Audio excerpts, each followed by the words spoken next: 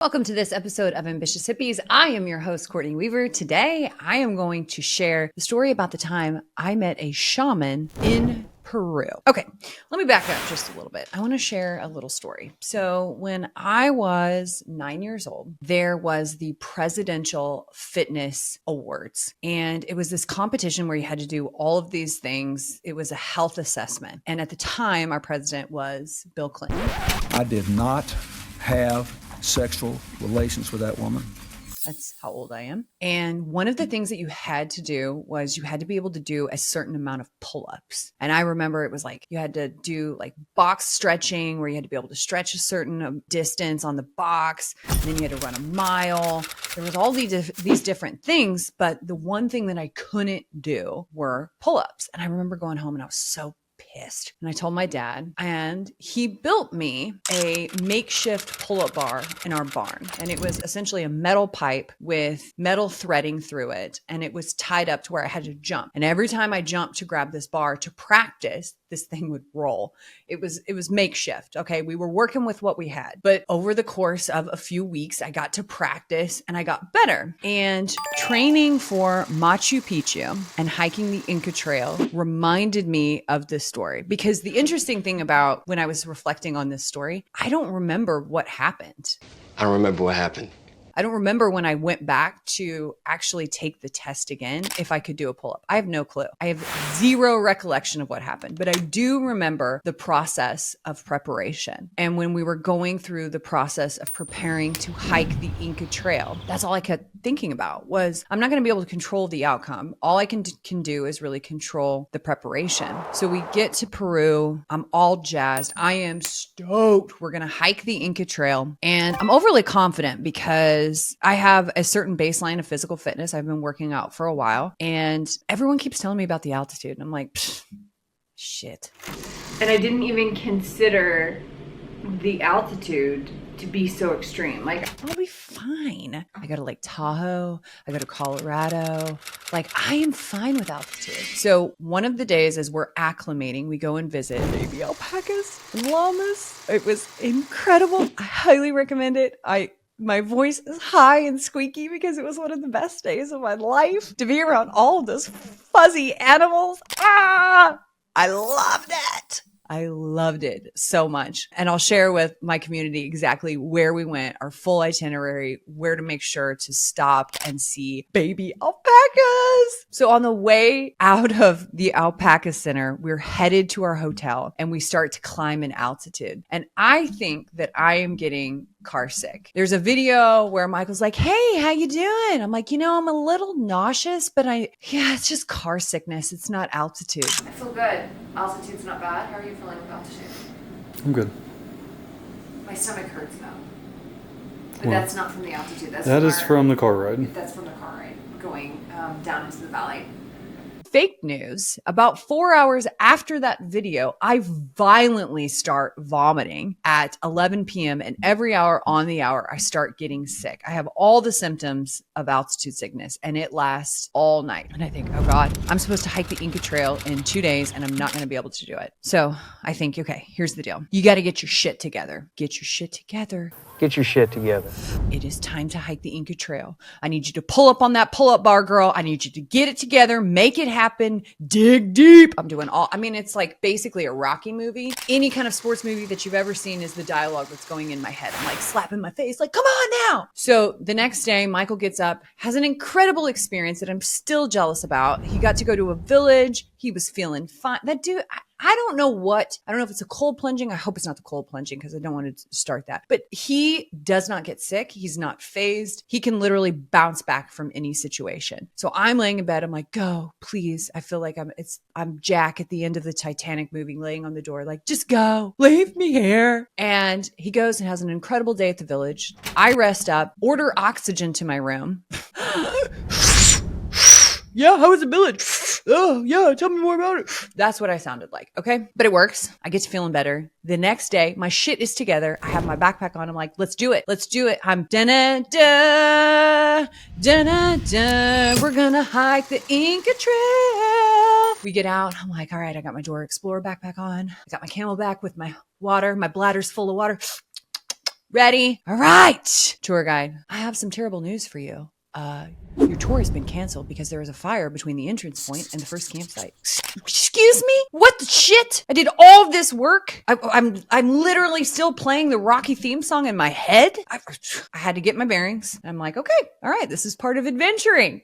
You just gotta roll with it, baby. Yeah, so just roll with it, man. And hope that when one door closes, an even bigger, better door opens. And boy, did it. Okay, so I lick my wounds and think, okay, I came all the way to Peru to hike the Inca Trail and I'm not going to get to do it. I hope the universe serves up something cooler. Let's just hope and pray. Okay, so here's what happens. Our next move is we're going to change our schedule around. The things that we were going to do, we're going to bump them up because we're not going to be able to hike the trail now. We're still going to be able to go to Machu Picchu. Now we get to sandboard and we get to ride dune buggies. Sweet. But one of the things that we're doing is we're going to go visit a village and we're going to hike this area in the Sacred Valley. And I'm like, okay, that's cool. And as we're hiking, our tour guide, Omar, which if you haven't listened to his episode yet, he's going to break down his experience with ayahuasca. And he also shares more about Machu Picchu. So I'll link that episode. He says casually, yeah, well, in the next town over, it's called Shaman Town. And it's where all the shamans are. And you can have a reading. Skirt, excuse me? You mean that I can get a reading from a legit shaman in Peru today, right now? Done. So we hightailed it out of there. I was slowly walking up this mountain because the altitude was, I was still feeling a little queasy. I did not admit it. Michael, if you're listening, you didn't hear that. I'm fine. No, fine. Everything's good. I am sprinting down this mountain after he says, yeah, we can actually connect and see if you want to meet with a shaman. Yes, I want to meet with a shaman in Peru. Hell yeah. Let's do it. Universe. Thank you. Slam dunk. That's exactly what I want. So we completely pivot, scrap the rest of, I don't even know what we had planned for the rest of the day. I didn't care.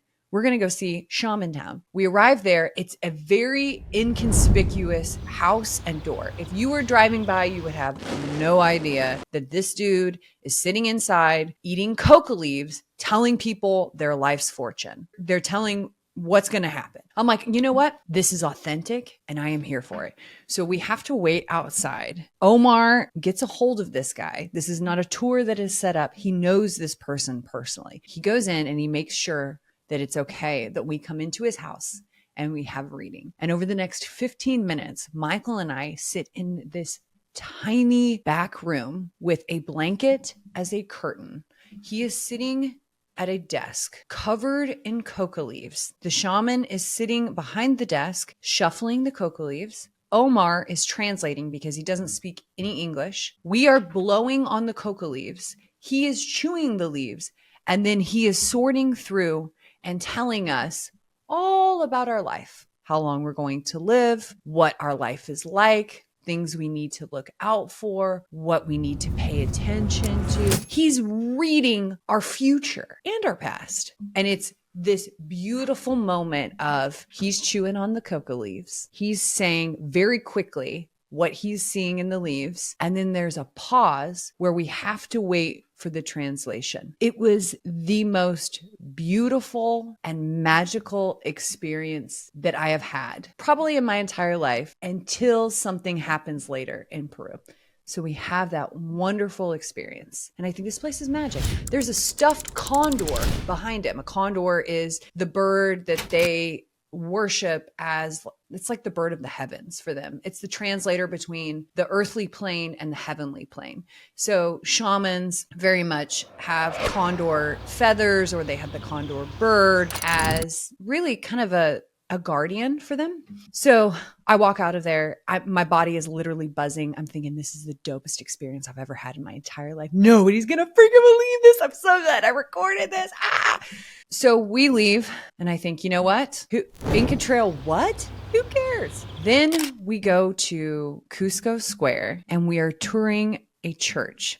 And I remember as we were getting ready to walk in, it was at the end of the day and I was tired and we'd been walking a lot. And I was like, I'm just not really feeling it. But I'm going to continue. We're going to go. Let's see what this cathedral looks like. I was expecting an empty cathedral that had a lot of silver, a lot of statues, a lot of just a place of worship. What I was not expecting is when we walked in, it was full. There was a full mass that was happening as we walked in, and they were singing in their native language of Quechuan as a worship to Jesus, as they are dressing this Jesus to parade him around the city square. This ceremony only happens one time a year. It is one day, one time of year. And it just so happened that we walked in after getting a reading from a shaman, thinking this is the most magical experience that I've ever had, to walk in to a full cathedral of humans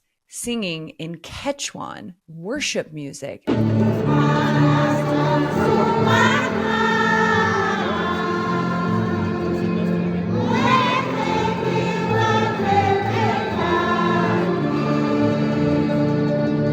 As they are dressing a statue of Jesus to parade around their entire city. There are thousands of people that are just crammed in this church. It was incredible. Peru, I went in understanding that there's deep culture and there's a lot of history, and I definitely wanted to see Machu Picchu, and I definitely wanted to hike the Inca Trail. I wanted that challenge. I wanted that pull-up bar moment where I hear something's hard and I think, you know what, I'm going to be the person that overcomes this. What I got instead was a day full of magic, full of experiences that completely surpassed what I could have even thought would happen if I would have hiked the Inca Trail. So I'm offering up that to you. If there is something that you are going through, if you are preparing for something, you cannot control the outcome, but I am telling you, if you prepare, you are willing to go on the ride, you are willing to accept that when one door closes, something else is coming.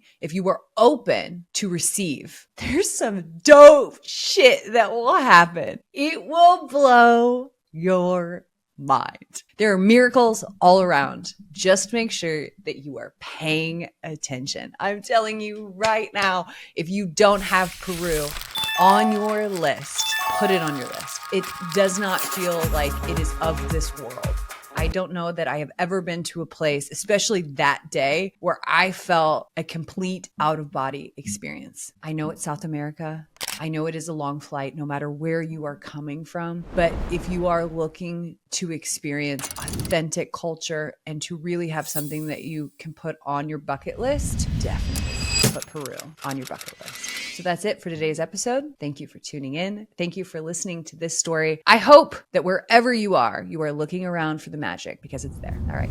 Stay wild, friends.